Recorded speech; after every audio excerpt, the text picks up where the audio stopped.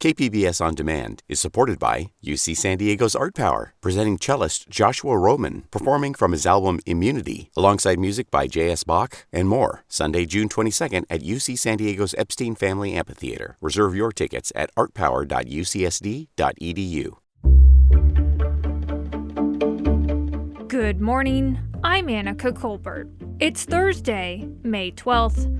What to do about this housing market? More on that next, but first, let's do the headlines.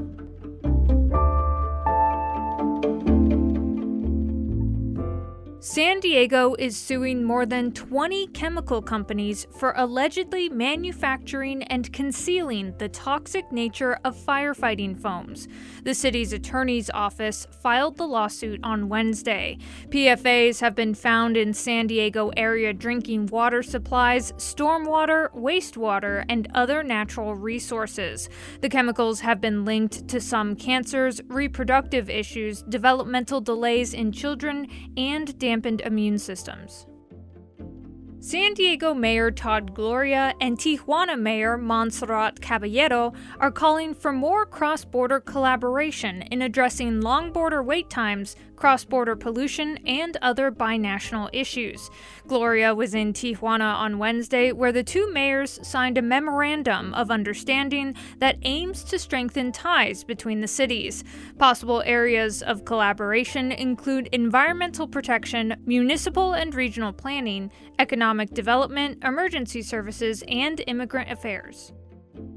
San Diego County is seeing a late-season surge of the flu. That's according to county public health officials who are now reminding people to get their flu shots. Last week, 189 lab-confirmed flu cases were reported in the region. That far exceeds the 7 cases that were reported during the same week last year. From KPBS, you're listening to San Diego News Now. Stay with me for more of the local news you need.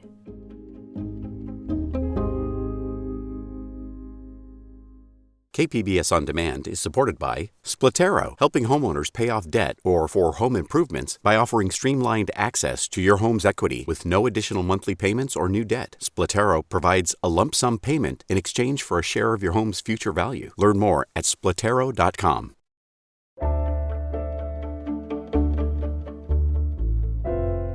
The cost of homes in San Diego is the highest it's ever been, and one national home tracker has named San Diego the least affordable housing market in the country. How did things get so tough? And how are people trying to cope? KPBS reporter Thomas Fudge has the story. In North Park, Jake Huras has an apartment that costs $2,100 a month. It's 1 bedroom, 1 bath, and 650 square feet that he shares with his girlfriend. He was just forced out of another apartment in Normal Heights, and his new place is smaller and more expensive. About $100 more. We lost our parking space. We lost a bedroom and a bathroom, 100 square feet. But it was like the only place that kind of fitted the criteria we needed. To make ends meet, he's had to increase the debt on his credit card and cancel his health insurance. Jake's story is typical of a San Diego market where rents have increased 19% over the past year, according to ApartmentList.com. Jan Neff Sinclair rents an apartment for $2,800 a month in Carlsbad. Like Hura, she was recently forced out of another apartment when the building was sold. She can pay for her new place on her disability income thanks to her roommate's Section 8 voucher, but it's hard to know how long that'll last. It's affordable now. If they raise the rent again in October, it probably won't be unless Social Security goes up a lot or the housing voucher goes up a lot. As rents surge upwards, mortgages are doing the same. The San Diego Association of Realtors reports the median price for a detached home in San Diego was $1 million in April. Who can afford $1 million home? San Diego realtor Stephanie Lloyd says a lot of her dual-income clients simply don't have the money that's required. If you're buying $1 million home, typically what I'm seeing is income, either singular or combined, probably around $200,000, and then with a 20% down payment to go along with that. A survey by the Texas home buying website OJO has called San Diego the least affordable metro area in the U.S. Political pressures and a dwindling supply of buildable land have long prevented San Diego from keeping up with the demand for new housing. That's according to Alan Ginn, an economics professor at the University of San Diego. Ginn says today's rising home prices are fueling speculation as investors make cash offers for homes in hopes of selling them for a profit. And something else has happened following the COVID pandemic. Ginn calls it the pandemic piggy bank. During the pandemic, a lot of people were able to keep working. They were still drawing in a lot of income, but they didn't have anywhere to spend it. So people built up a reserve of cash. Once the pandemic ended or once things started opening up again, people took that money and have gone out and spent it in the economy. And one place that they've put that money is into the housing market. What's happening in our region is part of a bigger trend. Chris Alviati, an economist with ApartmentList.com, says rents rose 16% nationwide in the past 12 months. That's just 3 percentage points less than in San Diego. In our region, high housing demand isn't going away. Salviati says San Diego is a sticky market. Despite high home prices, people still don't want to leave, and lots of people are still trying to move here. The folks that are searching for apartments in San Diego, about 40% of them are searching from outside the metro. And so the flow of folks coming from outside of the metro really kind of outweighing the flow of folks looking to leave the metro. Is there a way to mitigate San Diego's housing shortage? Marco Lamandri says there is. He is the president of New City America, which creates urban development districts. I caught up with Lamandri on Adams Avenue in Kensington. He says San Diego has plenty of buildable land. You just have to knock down the obsolete buildings that are sitting on it. I think that what we did is we overbuilt in the United States in the 20th century. And today, the result is lots of retail and office buildings that have lost their value and could make way for housing. We're here on Adams Avenue, and you're looking up and down. You see a lot of one-story, non-historic buildings. And the example I give you is the old DeMille's restaurant that was there for years. 15,000 square foot lot, if I'm not mistaken. They just sold that, and they're going to be, I think, well over 100 apartments built there. Lamandri says if the housing market is going to meet the demand, those kinds of projects need to move ahead, and developers will have to build up. That means dense, multi-story housing is going to be in San Diego's future, and we had better get used to it. For now, San Diegans are doing their best to afford whatever they can. Jake Huras works in construction. He says he's worked on remodels of people's homes, and he wonders where they find the money to do it. You know, people who have, plenty of money to be able to do these remodels and everything and stuff. And it's just I feel like I'm just a hardworking guy. I feel like I have an uncanny work ethic. Here I am, pushing 50 hours a week, and it's I can barely scrape by. Rising interest rates may lead to a cooling housing market, but for now, just scraping by will remain a reality for a lot of people. Thomas Fudge, KPBS News.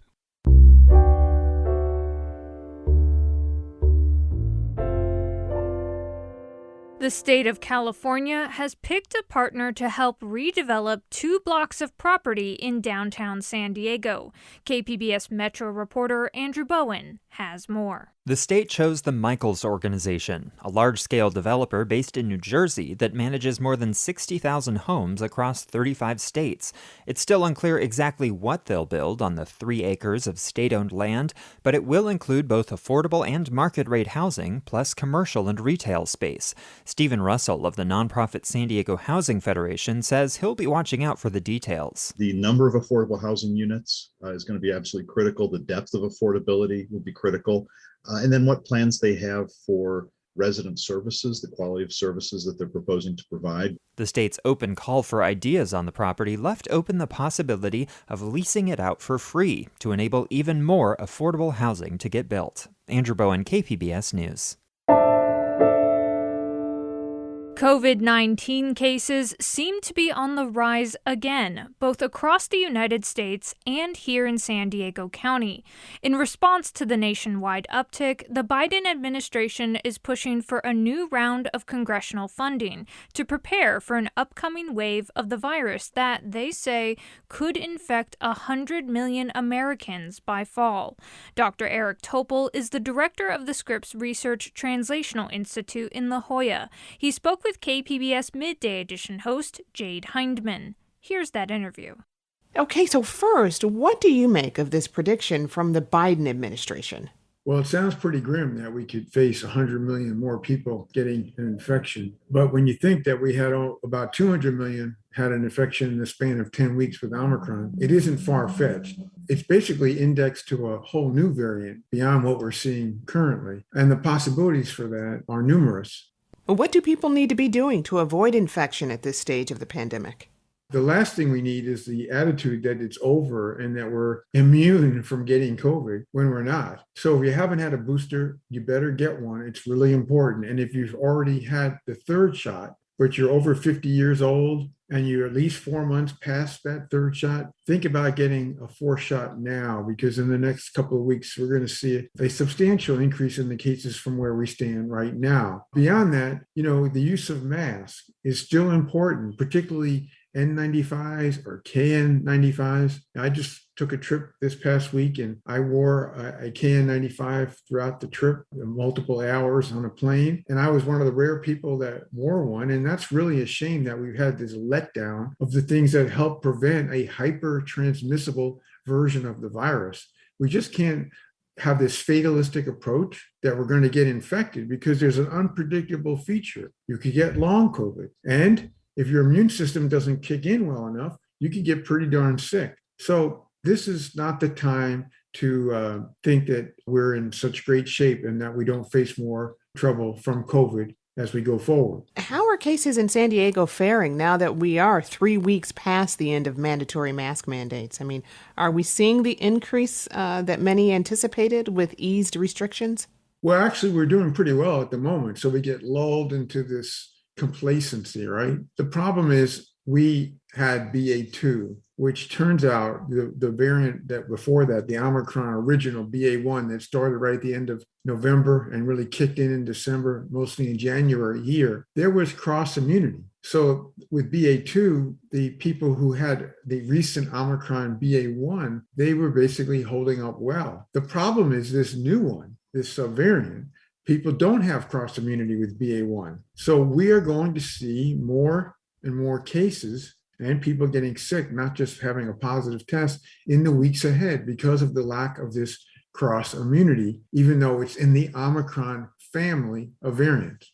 Does this mean we'll have to fine-tune vaccines or come out with a new one altogether? Well, that's another question, because the vaccine that's in the works right now is this Omicron BA1 vaccine. But because we've already are now seeing this new variant, which doesn't cross-react well with BA1, by the time that booster Omicron vaccine becomes available, if it does in July, we're in the midst of a variant that has a minimal overlap for our immune system. It just is evolving much faster, this virus, and it's causing trouble for keeping up with it with the vaccine when we're trying to make it highly specific to a variant which is changing. So that's why we need better medications. We need nasal vaccines, and we need a pan-beta coronavirus vaccine that doesn't have this vaccine-specific reliance.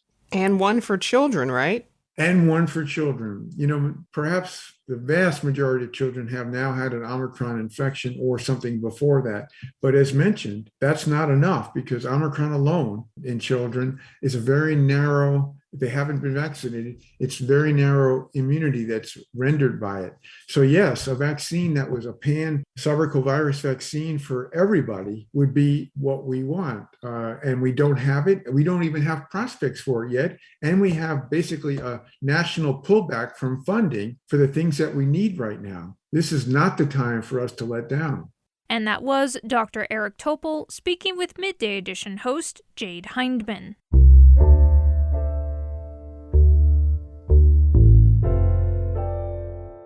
A nationwide baby formula shortage, driven by supply chain issues and recalls, is leaving some grocery store aisles completely empty, and it's left parents scrambling. KPBS race and equity reporter Christina Kim checked in on how the shortage is impacting San Diegans. Megan Lenz's 3-month-old daughter, Stephanie, has been struggling to put on weight and keep food down. So we finally found Nutramigen hypoallergenic is the only one that she can use. But now, with the nationwide shortage of formula, she can't find it in stores. And when she can, the price per can has shot up $5. The shortage is scary if you can't find food for your baby. So Lenz, who lives in Santee, turned to Facebook. People from across the country helped her get the formula her baby needs. Because of that post, I have stocked up about a month, maybe 5 weeks worth. But after that, I'm not sure what I'm going to do. That anxiety is something Casey Castillo, the CEO of the San Diego Food Bank, is hearing from the families that rely on them for formula, diapers, and food. This is adding an additional stressor on these families that are struggling. On Tuesday, the last shipment of formula left the food bank. We've never seen where we've been completely out of baby formula at both locations. The FDA says it's working to boost domestic production and import more formula. Christina Kim, KPBS News. Coming up, a new Center for the Arts in Barrio Logan. We'll have more on that next, just after the break.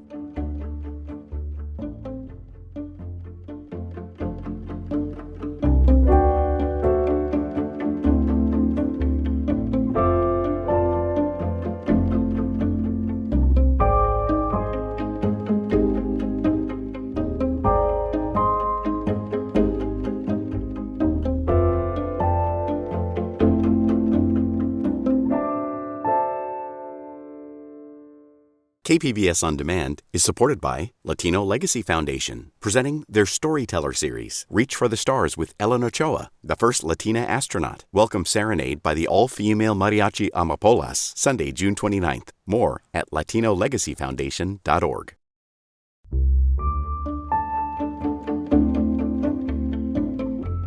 Barrio Logan has a new Center for the Arts. KPBS education reporter MG Perez says it'll promote learning and provide security for children who need it the most.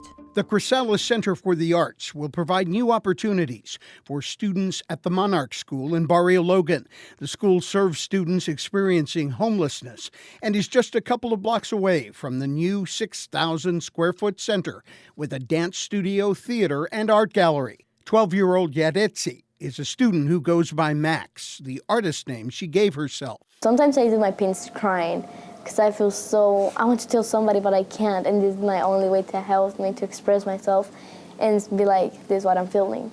And I feel way better. The Chrysalis Center will also be available for use to local arts organizations. MG Perez, KPBS News. The San Diego Opera had eagerly anticipated Aging Magician on its schedule in March of 2020, but it had to cancel the production because of the COVID-19 pandemic. Now it presents the West Coast premiere of this unique hybrid opera as part of its Detour series. KPBS arts reporter Beth Accomando has this review. Aging Magician is a multimedia operatic work that blends music, singing, video projection, and shadow puppetry to tell the story of a clockmaker named Harold who's approaching the end of his life. Director Julian Crouch says Harold distracts himself by writing a story. He's not quite sure what it is, but he's writing a story about a magician passing on his secrets to the next generation. He has this chorus that is a little bit like his inner voice.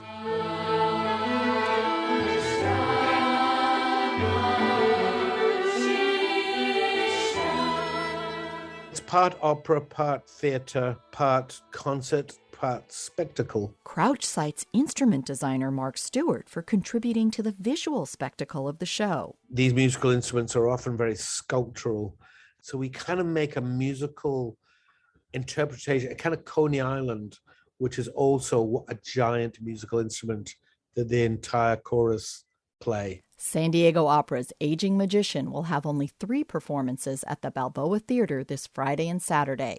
Beth Accomando, KPBS News. That's it for the podcast today. As always, you can find more San Diego news online at kpbs.org. I'm Annika Colbert. Thanks for listening and have a great day.